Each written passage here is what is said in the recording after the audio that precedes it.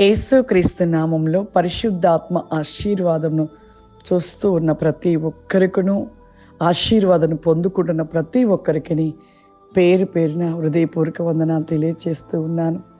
ప్రతిరోజు కూడా పరిశుద్ధాత్మ ఆశీర్వాదమును మనం పొందుకోవాలి. ఆశీర్వాదమే మనను ప్రతి విషయంలో జీవింపచేస్తూ, సమృద్ధిలో, ఆరోగ్య విషయంలో ప్రతిదీ కూడా ఆశీర్వాదకరంగా మనకు దేవాది దేవుడు అనుగ్రహిస్తున్న ఆశీర్వాదము.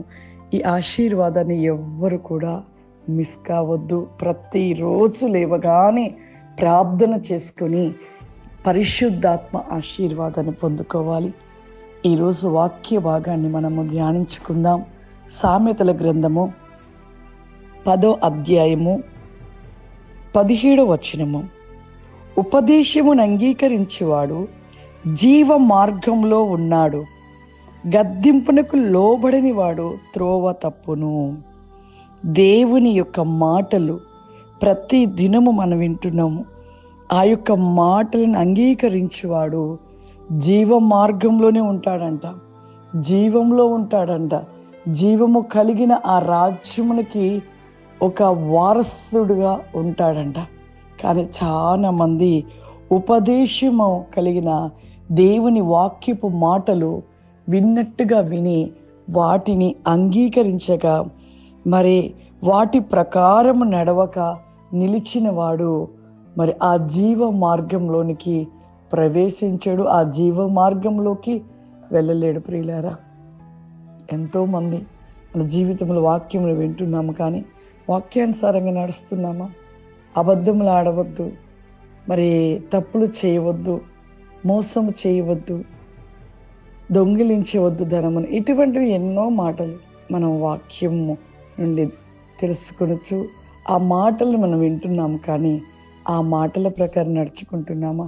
ఎవరైతే ఆ విధంగా ఆ యొక్క దేవుని యొక్క మాటలు అనుసరిస్తూ వాటి ప్రకారం నడుచుకుంటారో వారు జీవ మార్గంలో ఉంటారంట. గద్దింపునకు లోబడని వారు త్రోవ తప్పును. దైవజనులు మనం తప్పు చేస్తూ ఉంటారు, తప్పు ఇది అలా చేయకూడదు అని గద్దించినప్పుడు ఆ మాటకు, ఆ గద్దింపుకు లోబడాలి. కానీ కొద్దిమంది ఈ రోజులలో సేవకులు ఏమన్నా ఒక మాట అంటే వెంటనే కోపం వచ్చేస్తుంది. సేవకులు చెబుతున్నారు అంటే మనము సరి అయిన మార్గంలో నడవాలని. ఎందుకంటే సేవకులకు ఒక భారం ఉంది, ఒక బాధ్యత ఉంది. వారి యొద్ద ఉంటున్న విశ్వాసులుగా ఉంటున్న వారి యొక్క ఆత్మీయ బిడ్డలు త్రోవ తప్పిపోతూ ఉంటే వారు సరిచేయాలని వారి తపన, వారు పడిన ప్రయాసం వ్యర్థమైపోతుందో ఏమని సేవకులు ఎంతో బాధపడుతూ ఉంటారు. ఒకవేళ వారు గద్దించినప్పుడు, వారి మాటకు లోబడినప్పుడు ఖచ్చితంగా మనం దీవించబడతాము. వారి మాట వినని వారిగా ఉంటే త్రోవ తప్పిపోయిన వారిగా ఉంటాము. కాబట్టి ప్రతి ఒక్కరము కూడా దేవుని మాట వింటూ, దేవుడి యొక్క వాక్యపు మాటలను అనుసరిస్తూ జీవ మార్గంలో ఉన్నవారుగా, జీవ మార్గంలో మనం నిలిచి ఉండాలి. దైవ సేవకులు ఒకవేళ గద్దించినను ఆ మాటలు వారు గద్దిస్తున్నారంటే మనం సరి కావటానికి.